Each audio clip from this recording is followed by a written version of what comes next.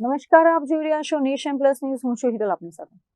Surat railway station પરથી રૂવાડા ઉભા કરી દે તેવી ઘટના સામે આવી છે.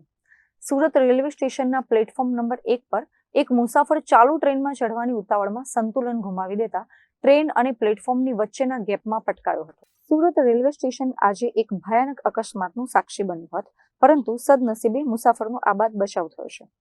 પ્લેટફોર્મ નંબર 1 પરથી અજમેર સ્પેશિયલ ટ્રેન જ્યારે રવાના થઈ રહી હતી ત્યારે એક મુસાફરે ચાલુ ટ્રેનમાં ચઢવાનો જોખમી પ્રયાસ કર્યો હતો.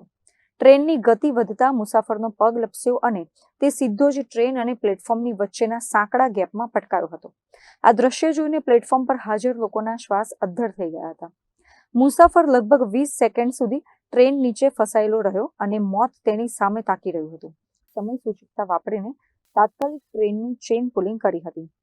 ટ્રેન ઊભી રહી જતા રેલવે પોલીસ અને અન્ય લોકોએ તાત્કાલિક દોડી જઈ મુસાફરને સુરક્ષિત રીતે બહાર કાઢ્યો હતો. આ આખી ઘટના સીસીટીવી કેમેરામાં કેદ થઈ છે, જેમાં જોઈ શકાય છે કે કેવી રીતે મુસાફર મોતના મુખમાંથી પાછો આવ્યો છે. રેલવે પોલીસ દ્વારા મુસાફરને પ્રાથમિક સારવાર આપવામાં આવી હતી. રેલવે તંત્ર દ્વારા વારંવાર અપીલ કરવામાં આવી છે કે કોઈએ પણ ચાલુ ટ્રેનમાં ચઢવા કે ઉતરવાનો પ્રયાસ ન કરવો જોઈએ, કારણ કે આવી ઉતાવળ જીવલેણ સાબિત થઈ શકે છે.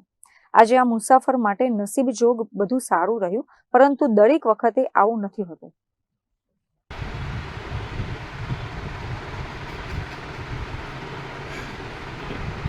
अभी ये दौड़ा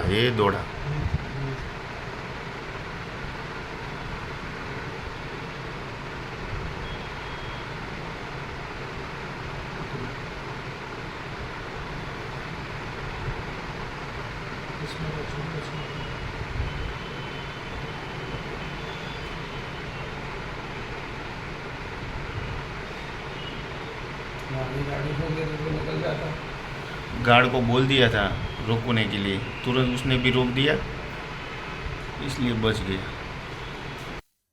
bureau report, nation plus news, Surat. સમાચારોના સતત અપડેટ મેળવવા માટે અમારી નેશન પ્લસ ન્યૂઝની યુટ્યુબ ચેનલને સબસ્ક્રાઇબ કરો, બેલ આઇકન દબાવો અને જોડાયેલા રહો ફેસબુક, ઇન્સ્ટાગ્રામ અને ટ્વિટર પર.